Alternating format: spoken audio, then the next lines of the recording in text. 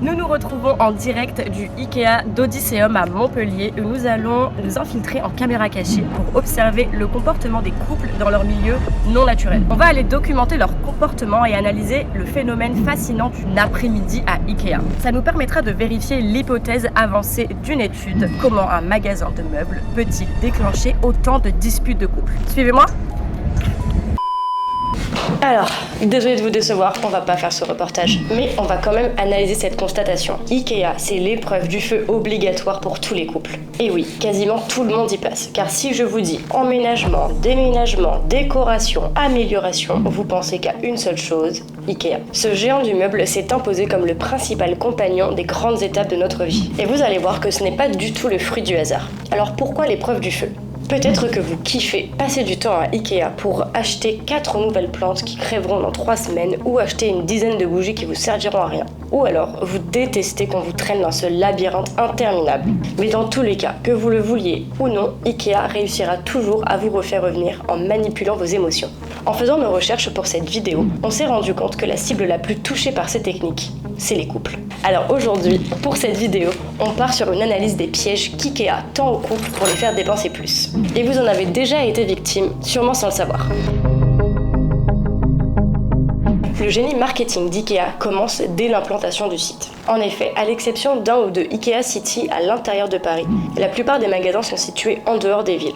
On est donc contraint de s'y rendre en voiture et c'est là que l'expédition commence. On va avoir envie de rentabiliser ce déplacement, cette sortie. Et ça, le géant du meuble l'a bien compris. Il a implanté un restaurant dans chacun de ses magasins.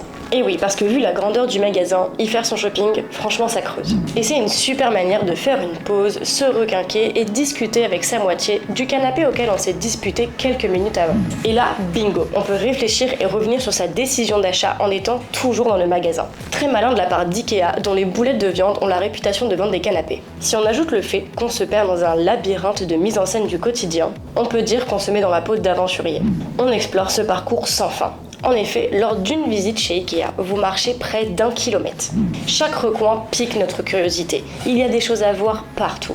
Bref, c'est une vraie expérience immersive. D'ailleurs, c'est comme ça qu'on appelle ce type de marketing, le marketing d'expérience. Là, on ne met pas l'accent sur la fonction, la qualité des produits ou le prix. On met l'accent sur l'expérience des clients. Il vise à créer un moment unique et à encourager les échanges pour créer du lien. Ça permet de générer un comportement d'achat qui augmente la valeur du produit. Sauf qu'on n'a jamais parlé de quelle sorte d'échange ça crée. Parce que clairement, il y a toute une histoire de l'épreuve Ikea pour les couples. Quand on emménage avec quelqu'un, aller à Ikea ensemble, c'est vraiment une bonne manière de savoir si on est compatible. Mais le problème, c'est que c'est comme aller faire un test de compatibilité auprès de votre ex qui veut vous voir rompre. Le lieu est pensé pour vous mettre des bâtons dans les roues. Quand vous entrez dans Ikea, vous montez les escaliers et là, l'entrée disparaît. Une fois en haut, vous ne voyez plus le monde extérieur. Il y a 0 fenêtre dans les rayons. Ils en ont mis une à un seul endroit du magasin et c'est très stratégique. Je vous dévoilerai pourquoi un peu plus tard. Pendant toute la durée du parcours Ikea, on avance dans des rayons aveugles. Tout est fait pour nous faire perdre la notion du temps. Le but, nous mettre dans un état de flux, un état psychologique où on est complètement immergé et engagé dans une activité. En effet, Ikea offre un sanctuaire loin des contraintes temporelles et stressantes de notre quotidien. On est dans un autre monde, on oublie notre raquette du quotidien, on se sent bien. Et du coup, on y passe plus de temps, sans compter. Et c'est précisément ce qu'ils cherchent, qu'on dépense sans compter. Cette organisation du magasin en labyrinthe a aussi été pensée pour nous faire totalement oublier la raison pour laquelle on est venu de base.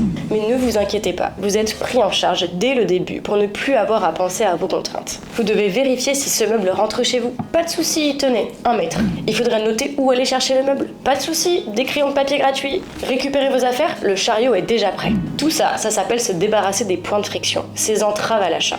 L'effort est un accro à la vente, donc Ikea va s'assurer que toute notre expérience est fluide en nous facilitant l'accès aux articles. Pas besoin de réfléchir, tout est à portée de main. Si vous vous dites que jusque-là on se fait bien berner par Ikea, rassurez-vous, c'est que le début. Avec ça, Ikea plante le décor du théâtre immersif de vos disputes de couple. Et ce n'était que la première étape pour vous faire craquer. Le principal levier de l'expérience IKEA, c'est le showroom. Vous savez, ces appartements qu'on peut visiter à l'intérieur du magasin. Et quoi de mieux de se projeter avec votre partenaire dans un appartement qui ne ressemble pas du tout à celui que vous partagez ensemble. IKEA en a fait sa spécialité. Les meubles qu'ils vendent ne sont pas juste posés là par hasard. Ils sont sublimés par de la décoration, mis en situation réelle avec de faux écrans, de la fausse nourriture, des fausses fenêtres. Et ça permet de voir leurs produits dans des situations réelles. Ils se reposent sur un levier bien précis pour vous faire croire que vous avez besoin de ce produit, l'effet dotation. On attribue beaucoup plus de valeur aux choses qu'on possède ou qu'on se projette à posséder. Donc là, le but, c'est d'imaginer que ce décor pourrait être notre vrai appartement. Ajoutez à ça la présence de miroirs un peu partout pour vous donner l'impression que vous faites partie du décor. Vous vous êtes projeté, donc ce produit, il vous le faut. Pour IKEA, c'est déjà gagné. Pour vous, les embrouilles s'intensifient. Parce que c'est le moment où, dans un couple, les deux ne vont pas être d'accord. Déjà, les appartements sont idéalisés. C'est super idyllique comme image. Il y a une super ambiance, une lumière tamisée, des textures et des couleurs qui se complimentent. On est cosy, on est chez soi, on se sent bien. C'est parce que cette projection fait directement appel à notre système limbique. Le système limbique, c'est la région du cerveau qui régit nos émotions, notre mémoire et notre comportement. On peut l'imaginer comme dans Vice Versa, étant le centre de contrôle de nos sentiments et de nos réactions instinctives. Et les espaces bien aménagés ont un impact ultra positif sur notre bien-être et notre satisfaction. Sauf que on n'a pas toujours les mêmes goûts que l'autre. Et IKEA va jouer là-dessus. Par exemple, si je vous montre ça, vous pensez que c'est l'appartement de qui ? Allez-y, faites-moi un petit portrait robot. Vu les couleurs, je dirais que c'est une femme, dans la vie active, qui vit seule, vu la taille de l'appartement. Et ça, qui vit dedans ? Probablement une famille un peu tradie et un peu aisée. Si vous avez réussi à imaginer ces portraits robots, c'est qu'IKEA a bien fait son taf. Leur petit secret, c'est le ciblage. Plutôt que faire des décors ultra neutres, ils donnent une réelle identité visuelle à leur intérieur. Ça crée une sensation d'appartenance chez les visiteurs. Ils se sentent appelés et concernés par les produits. Parfait pour déclencher une vente, vous me direz. Sauf quand votre partenaire n'aime pas du tout les mêmes choses. Et là, c'est le drame. Un escape game de l'horreur où chaque nouvelle pièce peut devenir une nouvelle dispute à thème. Dans la cuisine, ça nous rappelle que l'autre fait pas la vaisselle. Au rayon enfant, ça nous rappelle les choix sur l'éducation. Au rayon chambre, la principale raison à ce cauchemar, c'est qu'on est submergé de choix. Malgré les goûts différents, il faut se mettre d'accord. Si on a des avis divergents, c'est facile de projeter une signification plus profonde à ces choix.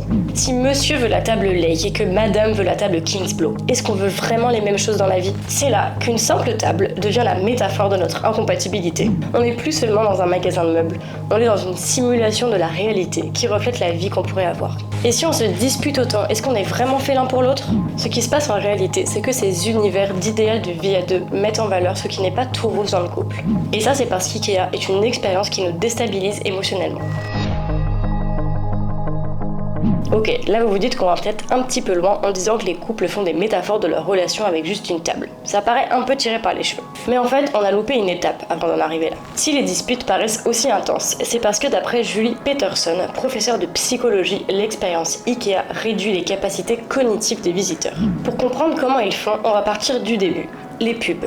Vous vous rappelez quand j'ai dit qu'ils ne centrent pas leur marketing sur les produits ? Ici, on voit la vie de famille, l'apprentissage, le rangement, le fait de grandir, bref, toutes les étapes de la vie dans lesquelles on va se reconnaître et qui vont nous émouvoir. Ils créent des personnages auxquels on s'identifie, qui vont susciter des émotions en nous. On va avoir l'impression de vivre l'histoire qu'on nous raconte. Ça, c'est la magie du storytelling, l'art de raconter des histoires pour vendre. C'est le cas aussi dans les showrooms. On rentre dans une maison qui a l'air habitée. Avec ça, le tapis rouge est déroulé pour qu'on ne puisse passer qu'un bon moment dans le magasin. Le directeur créatif d'IKEA aux États-Unis estimait en 2018 que 20% des achats effectués sont basés sur la logique et les besoins, et que les 80% restants viennent de nos émotions. Tout ce storytelling a donc pour unique but de provoquer des achats impulsifs grâce à nos réactions émotionnelles. Toujours trop de choix ? Pas de souci. On vous allège la tâche en vous mettant des flèches au sol pour vous guider. Comme ça, vous déléguez au moins la décision du chemin à prendre. Vous avez bien le temps de vous imprégner de l'expérience IKEA en faisant tout le parcours du magasin. Si j'attire à nouveau votre attention sur la longueur du parcours, c'est parce qu'on arrive au cœur de la manipulation des émotions. Ceux d'entre vous qui n'aiment pas IKEA doivent savoir de quoi je parle. Après avoir pris tant de décisions, tout le monde est fatigué. Les enfants pleurent, vous faites la gueule à votre moitié. Bref, ça aussi, c'est calculé. Et pour terminer, au moment de la caisse, c'est la douleur. Le montant de la facture. Chut, ne vous inquiétez pas. IKEA rend aussi ce moment agréable. Le snacking est posté juste en face des caisses. Une odeur agréable vous titille déjà. Quelle bonne idée pour vous faire finir sur une bonne note. C'est là tout le génie de manipulation dont ils font preuve. Après avoir tant marché, tant râlé, on finit sur un hot dog tel une libération. Enfin, on voit la lumière du jour. C'est là qu'ils ont mis les seules fenêtres du magasin. On se requinque avec un bon hot dog, un bon café, des bons biscuits. On sécrète la dopamine et la sérotonine dont on vient d'être vidé. Meilleur moment pour reparler du canapé sur lequel on a hésité. La boucle est bouclée. Vient le moment très agréable du montage des meubles. Ça, c'est l'étape finale de l'épreuve. Il y a même des psychologues qui utilisent les montages IKEA comme thérapie de couple. Monter des meubles, ça demande un peu de réflexion, mais surtout beaucoup de travail d'équipe. On est déjà sous pression de notre journée dans le magasin, c'est normal d'être un petit peu à fleur de peau. Ce qui se passe quand on est dans cet état, c'est que les fonctions cérébrales supérieures ne fonctionnent plus. Entre autres, l'attention, la mémoire et les fonctions exécutives. C'est le cerveau primitif qui va prendre le dessus. Et là, on peut dire ciao à l'organisation et à la raison. Alors, quand un truc est monté à l'envers, même si c'est la faute de personne, on aura tendance à rejeter la faute sur l'autre. Ça, c'est un sentiment universel et c'est pas Ikea qui cherche à briser des couples. D'ailleurs, vous connaissez l'effet Ikea? C'est le fait qu'on aime davantage quelque chose quand on l'a fabriqué. Regardez vos enfants. Et surtout, monter un meuble ensemble, c'est une belle récompense après une journée de dispute. Si on voulait pousser un peu, on pourrait même dire que monter un meuble ensemble, c'est le premier pas vers la construction d'une relation. Je finis sur cette jolie note, mais je vous invite à faire votre propre réflexion et à nous la partager en commentaire de cette vidéo. L'expérience que crée Ikea est faite pour nous guider dans une aventure immersive où nous sommes à la fois les héros et les pantins. En tirant les ficelles de nos émotions, Ikea est capable de nous mener à des achats impulsifs dont on est convaincu avoir besoin. Grâce à son marketing, Ikea n'est plus seulement un magasin de meubles. C'est une vraie expérience de vie avec ses hauts et ses bas. À partir de maintenant, quand vous y retournerez, vous serez conscient que Ikea joue avec vos émotions.